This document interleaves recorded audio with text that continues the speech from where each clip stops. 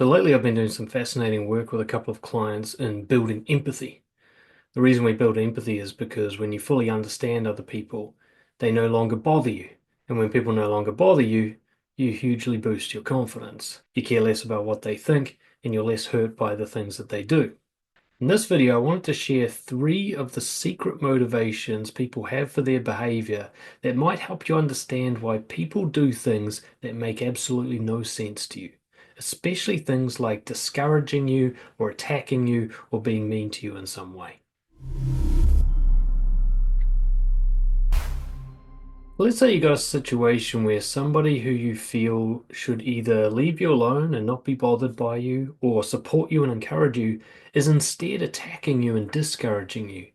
Maybe you talked about a new business idea you've got, and out of nowhere they just start shitting on it. Or maybe you're talking to a girl you're attracted to, and your friend came in and ruined it for some reason. Whatever it is, I want you to think of a time recently where somebody did something that you just do not understand, where they hurt you or interfered with your life, and you can't understand why they would do such a thing. Now, the first secret reason is particularly in relation to when you have an idea on how you want to improve your life, where, say, you're trying to exercise or you want to start writing a book or you want to do something good with your life, and there really is no downside to anyone else. And yet people discourage you and attack you and make it hard for you. The first secret reason is tribal disharmony. While they might be talking about the problems with the economy for your business or how nobody wants to read your book or whatever it is, it might seem like they're talking about the content of what you're doing. What's really bothered them is that you're doing something different to the tribe. It's deep in our wiring to have a threat response when a member of our tribe starts acting unusually. Right? It comes from ancient days where we relied on the tribe for our survival, and if there were bad apples in the tribe, we might all die. So we had to be hypersensitive to people behaving strangely, and we'd have to remove them from the tribe as quickly as possible, or at least help them recalibrate into the tribe's norms and sort of culture. So you'll notice that a lot of the times when somebody attacks you or has a go at you, somebody's supposed to be your friend or somebody you work with or whatever, it's because you're doing something unusual. You're doing something different. It doesn't mean you're actually doing something bad. You're not harming them. There's no reason for them to even be involved. There's no interest for them whatsoever, but they seem to be heavily invested in stopping you from doing it. They don't even realize this, but they've been triggered by your unusualness. You know, if all of your friends are employees and you want to start your own business, that's unusual. If all of your workmates are engineers and you want to do art, that's unusual. So it could just be that you're behaving differently and that's triggered off ancient kind of evolutionary mechanisms that they're not even aware of. Now, in their mind, they'll have a big story about what you're doing and why it's wrong. They'll say, oh, you can't make money from art or something, even though they've never tried and they spend thousands of dollars a year on entertainment and art themselves. It's not a rational argument they're making. They're just scared because you're stepping outside of the tribe. The second secret reason is you're accidentally guilt tripping them. Now, this is particularly relevant when you're going to improve your life in an unusual way compared to them and compared to the norms. But particularly when, if you were to succeed with this improvement, you would be better than them. Now, this is where you're going to get a discouraging reaction from unconfident people. A confident person will always encourage you, even if you're going to overtake them and become better than them. They'll be like, yeah, go you. You can teach me once you figure it out. But most people are not confident. Really most, like 95%. So let's say all my friends are lifelong employees. In fact, this was a real life situation for me.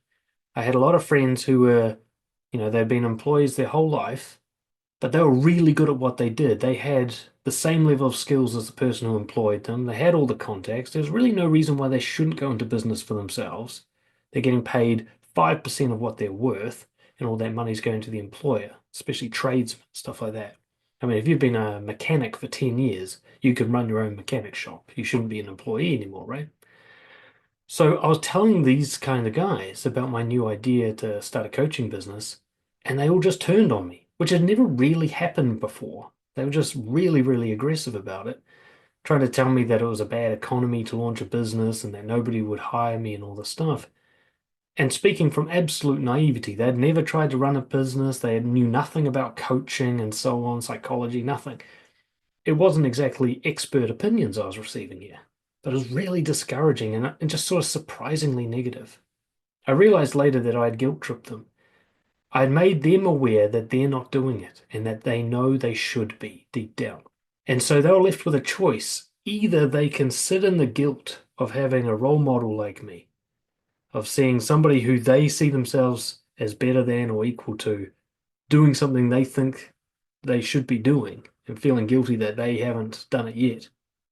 Or they can drag me down so that I don't do it, and then they can convince themselves that it can't be done. And this is what most people struggle with this choice. Do I actually admit that this person is kind of showing me up? They're calling out my bullshit by doing something that, they're making something possible that I was telling myself was not possible yet, and so on. Or can I try and keep the story going that it's impossible by making them not do it and thereby relieving my own guilt? Also, a lot of people have a superiority complex that they're hiding from other people. Most people think of themselves as better than other people, right? This is why people always try to give you their opinions unsolicited. They're saying, I know better than you. And they just feel that way all the time, even when they have low self-worth. In fact, especially when they have low self-worth, they paradoxically think of themselves as better than other people. So if they are content in thinking that they're better than you, and then you start doing something that would provide evidence that you're better than them by their own judgment, that makes them very uncomfortable. It creates cognitive dissonance. How can I keep telling myself I'm better than you if you're doing better than me? So I've either got to stop you from doing it, or I've got to tell myself a story why it doesn't count. Let's say, for example, I run my own business, and all these guys who should be running their own businesses are too scared to do it. They might tell themselves that I got lucky. They might tell themselves that I was cheating or using unethical tactics to build my business. They'll tell themselves a story that makes it okay that I'm doing better than them and dismisses it as evidence so that they don't feel guilty about their own lack of action. And the third secret factor, and possibly the biggest one, is random variables that you would never guess. It's so often the case that when somebody has some sort of disagreement with you or discourages you or attacks you in some way, it's actually got nothing to do with you at all. And that to take it personally would be a huge inaccuracy, it would be a mistake. I first figured this out when I was back in my dating days and, pushing myself to approach lots of women and talk to them, and of course, getting rejected more often than I got accepted. It's just par for the course. But I started to ask myself, well, why? Why are they saying no? Why do some girls say yes and most girls say no? What are the girls saying no to? Am I objectively unattractive? Am I not their type? Did I do something wrong? Why are they saying no? I just really wanted to know, not from like a needy perspective, but curiosity about human psychology. So I started to ask when I'd get a no, I'd say, do you mind me asking why? Just so I can learn more about women and psychology and so on. And nearly always the answer surprised me. Now, I know maybe they weren't always being honest with me. Maybe some of them wanted to say you're an ugly fuck, and they didn't have the kind of ruthlessness to say it, so they made up something else. But I got some really interesting answers. One girl was a lesbian. I wouldn't have guessed that. Another girl had just come from her father's funeral. She's probably not feeling particularly romantic. There were girls who had preference for certain people. There were girls for whom I reminded them of their ex who they now hate. There were girls who just don't like being in relationships. There was all sorts of reasons that had nothing to do with me. Maybe the guy who's discouraging you from starting your own business is actually just mad because his marriage is falling apart. He's just lashing out at whoever he talks to. Maybe another person actually thinks they're trying to help you. Maybe another person is developing dementia. We had some of that in my family where these people were fighting and then we realized they both had dementia. We're like, oh, this isn't a real fight at all. This is just craziness. When somebody has a go at you and you're thinking, this is so unreasonable, so unfair, this doesn't make sense, or whatever, they're just being a nasty person.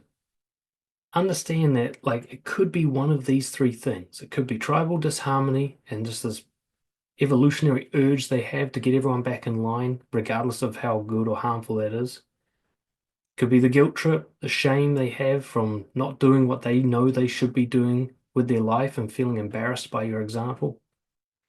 Or it could just be they got something else going on that you've got no idea about and has nothing to do with you, and you just happen to be the unlucky victim of their kind of explosion of emotion. In which case, none of these things are a reason to take anything personally. None of these things are a reason to take what they're saying seriously as criticism.